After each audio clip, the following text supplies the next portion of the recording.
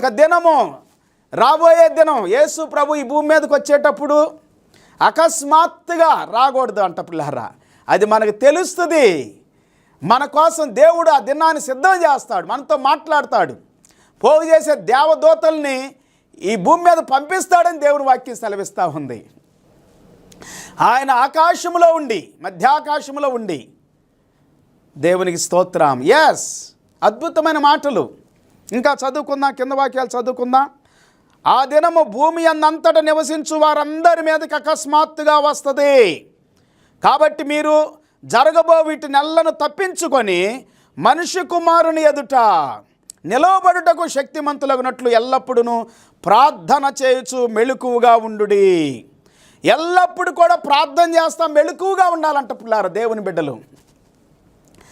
దేవుని బిడ్డలు మత్తు వలన ఐహిక విచారాల మత్తు, ధనమత్తు,